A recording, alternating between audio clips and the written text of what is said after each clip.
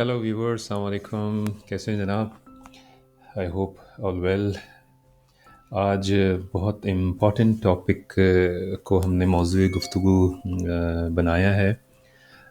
हम अक्सर व बेशतर हमारे साथ ये सिचुएशन दरपेश होती है कि कुछ स्टॉक मैं उन लोगों से मुखातिब हूँ जो स्ट्रिक्टली शरिया कंप्लाइंट स्टॉक्स में काम करते हैं। तो होता ऐसा है कि हमारे पास पोर्टफोलियो में वो स्टॉक पहले से मौजूद है और ऑल ऑफ अ सडन जो है वो हमें ये ख़बर मिलती है कि वो नॉन शरिया कंप्लाइंट हो गया है। अभी मोस्ट रीसेंट एग्ज़ाम्पल हमारे सामने हबको की है। आप लोगों ने नोटिस पीएसएस का पढ़ा होगा।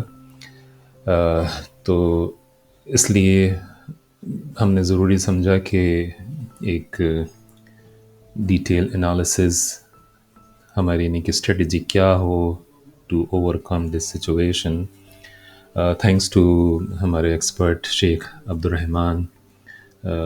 माशाल्लाह उन्होंने काफ़ी अच्छी एग्ज़ाम्पल के साथ ये इन स्ट्रेटजी बनाई है और उसको मैंने कोशिश की है, करूँगा कि आपके सामने प्रेजेंट करूँ।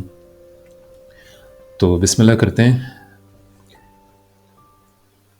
सिनारी हमारे पास ये है, जैसे कि मैंने अर्ज़ किया कि एक स्टॉक जो हमने इन्वेस्ट किया है, परचेज़ किया, हमारे पोर्टफोलियो में मौजूद है, वो नॉन कंप्लाइंट हो जाता है। तो कंडीशन ये होगी कि आपके पास 90 डेज़ होंगे नोटिस पीरियड से सेल करने तक। अगर आपने विद इन 90 डेज़ उस स्टॉक को सेल कर दिया तो उसकी तमाम अर्निंग, जो भी आपने कैपिटल गेन किया होगा, वो परमिसिबल काउंट होगा। ठीक है जनाब। लेकिन अगर आपने उस 90 डेज क्रॉस कर गया और उसके बाद आपने उसको सेल किया, तो कैपिटल गेन किसी भी फॉर्म में, ट्रेडिंग की फॉर्म में, डिविडेंड्स की फॉर्म में, वो आपको प्यूरिफाइड करना पड़ेगा। यहाँ पे जो है हमारे शेख साहब ने एक एग्ज़ाम्पल बनाया है। अच्छा, वन मोर इम्पॉर्टेंट थिंग, जो भी आप का गेन होगा प्यूरिफाइड करने के लिए अमाउंट, वो आप किसी भी चैरिटी को डोनेट कर सकते हैं। आपकी अपनी चॉइस पे है।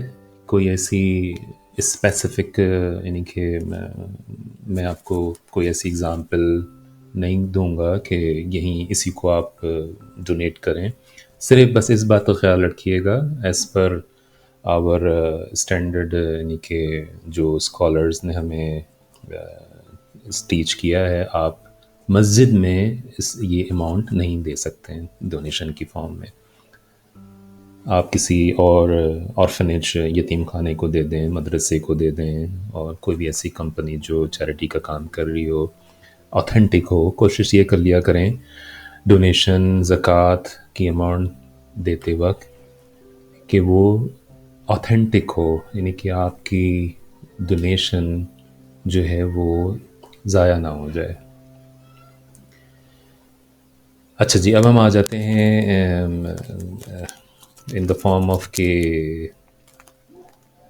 हाँ, ये मैं ज़रा पढ़ लूँ उसको कि जो भी डिविडेंड जो है 90 डे तक है।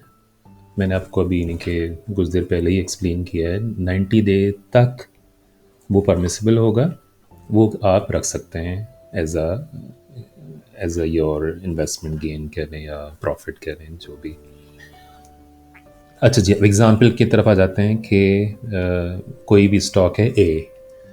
जब आपने बाय किया था वो कंप्लायंट था, और जिस वक्त आपने उसको सेल किया है वो नॉन कंप्लायंट है। बाय प्राइस जनवरी 1 को ₹10 थी, ₹10। अप्रैल की 1 तारीख को वो नॉन कंप्लायंट हो गया। जब नॉन कंप्लायंट हुआ उस वक्त उसकी प्राइस ₹30, यानी कि ₹30 थी। ग्रेस पीरियड अप्रैल 1 से 90 डेज अगर आप काउंट करें तो कितने होंगे? जुलाई 1। तो आपकी जो डेडलाइन है वो जुलाई 1 है कि जुलाई 1 तक आपको उसको सेल करना है, ताकि आपकी जो भी गेन है वो परमिसिबल हो। अब हम एक जो है एग्ज़ाम्पल लेते हैं, सिनारियो, कि आपने इसको सेल किया है before the grace period and. For example आपने इसको मई की 1 तारीख को सेल कर दिया, ठीक है। सेल प्राइस आपकी 50 रुपये है मई की 1 तारीख को। कैपिटल इन क्या हुआ, ₹40। कैसे? जब आपने परचेज किया था उस वक्त उसकी प्राइस 10 थी, जब आपने सेल किया है तो उसकी प्राइस 50 है, तो आपके गेन कितने आ गए, कैपिटल गेन 40।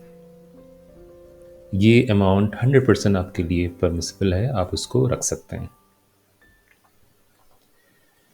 और इस अमाउंट को प्यूरिफाई करने की ज़रूरत नहीं, जो कि आपकी अमाउंट बन रही है 40। अब हम जाते हैं आगे। अच्छा, इसकी वजह क्या थी कि जैसे कि हमने मई 1 से काउंट किया, आपका ग्रेस पीरियड जो था वो जुलाई 1 था, आपने मई 1 को उसको सेल कर दिया है। अच्छा जी, हम सिनारियो 2 में आते हैं। सिनारियो 2 क्या है, आपने उसको सेल किया है after the grace period, that is अगस्त की 1 तारीख को, अगस्त 1। आपकी सेल प्राइस क्या थी जब आपने उसको सेल किया, ₹70, 70 रुपये। कैपिटल गेन आपका क्या हुआ, अगेन याद रखें, इनिशियल परचेज प्राइस आपकी बाय प्राइस क्या थी, 10 रुपये। कितने में आपने सेल किया, 70 रुपये, तो आपका कैपिटल गेन क्या बना, 60 रुपये। परमिसिबल इनकम क्या रही, 50। कैसे? अभी हमने देखा था कि मई की, जुलाई की 1 तारीख, उससे पहले जो थी वो उसका जो सेल प्राइस, स्क्रिप्ट की प्राइस थी वो 60 थी और आपकी बाय प्राइस जो थी वो 10 थी। तो 50 रुपये की जितने भी अमाउंट आपके पास स्क्रिप्ट हैं, यूनिट्स, आप उसको एज अ परमिसिबल इनकम में रख सकते हैं।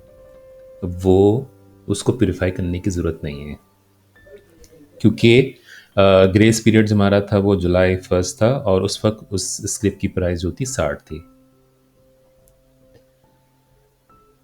अब हम आ जाते हैं मज़ीद डिटेल तरफ, कि जो एक्स्ट्रा आपको ₹10 मिला है ग्रेस पीरियड के पास करने के बाद, 70 रुपये में आपने बेचा ना, तो 70 माइनस 60, ये अमाउंट जो है आपके लिए, आपको इसको डिडक्ट करना पड़ेगा। इसको आप अपने ओवरऑल अर्निंग से, इनकी कहना चाहिए गेन से, आप इसको डिडक्ट करेंगे उस अमाउंट को। अच्छा, ये कुछ भी नंबर ऑफ़ यूनिट हो सकते हैं, क्योंकि इतनी ज़्यादा हम इन डेप्थ में नहीं जा सकते। हमने एक यूनिट प्राइस ले ली कि आपके पास एक यूनिट है सिर्फ।